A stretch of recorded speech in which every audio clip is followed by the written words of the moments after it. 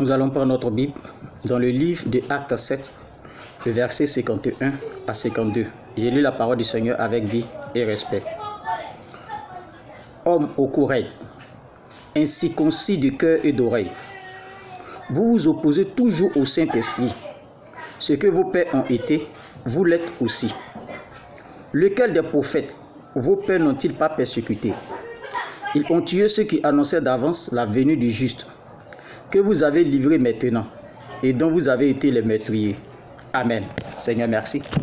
Bénis, sanctifie ta parole, et que toute la gloire te revienne, dans le précieux nom de notre Seigneur. Amen.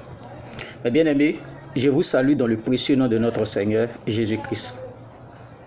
Le thème de cette prédication est « N'imitons pas ce que nos pères ont fait de mauvais ». En Israël, Dieu suscitait des prophètes pour avertir son peuple, pour leur conduire, mais ces prophètes-là n'étaient pas écoutés. Ils allaient jusqu'à les maltraiter et même les tuer. Ésaïe a été scié. Zacharie a été tué entre le temple et l'autel. Jérémie a été jeté au fond du puits. Jean-Baptiste a été décapité, etc.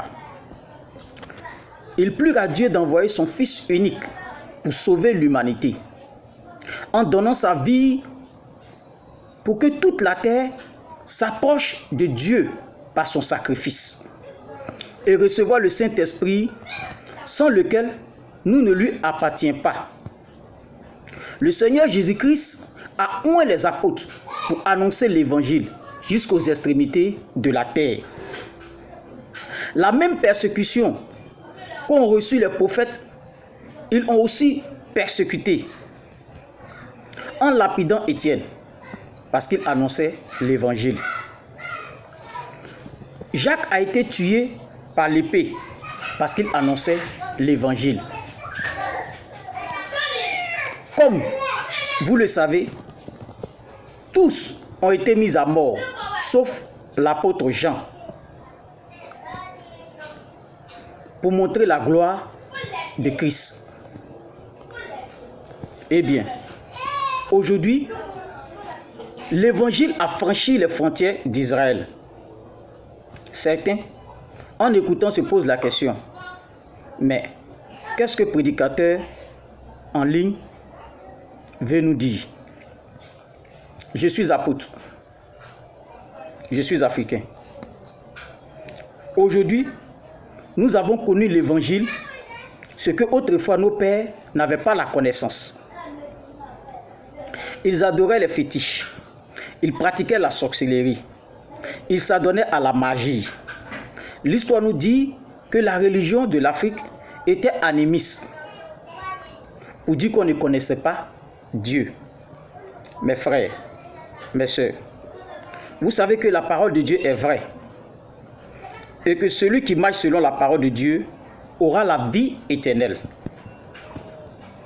Tu sais que le fétiche qu'adorait ton père est mauvais. Tu dis que tu es chrétien, mais tu l'adores aussi. Parce que pour toi, c'est le fétiche protecteur de la famille. Tu sais que ton père était un polygame. Tu dis que tu es chrétien et puis tu es polygame. Tu sais que ton père était un ivrogne. Tu dis que tu es chrétien et tu te livres à l'alcool. Tout comme lui, tu sais que ton père, ne connaissant pas Dieu autrefois,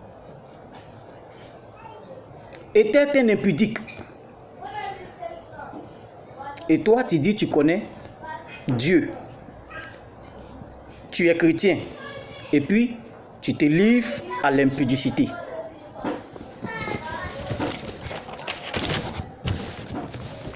C'est de cette manière que les apôtres prêchaient l'évangile pour dire au peuple que Dieu n'était pas contre du temps d'ignorance.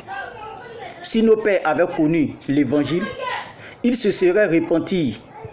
Et comme ils ne voulaient pas accepter, ils persécutaient les apôtres du Seigneur.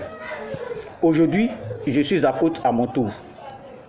Je vous dis, au nom du Seigneur Jésus-Christ, d'abandonner ces choses et de marcher selon la parole de Dieu. Je suis navré si certains vous prêchent la polygamie. À cause de la polygamie, certains enfants sont divisés après la mort de leur père. À cause de la polygamie, la sorcellerie fait ravage au niveau des enfants. À cause de la polygamie, les enfants s'entretuent. Examinez. Jugez vous-même. Est-il normal d'enseigner la polygamie? Apôtre Paul Kwasi, du ministère de l'apôtre des Nations pour le royaume des cieux, situé à Daloa, précisément Bonoufla.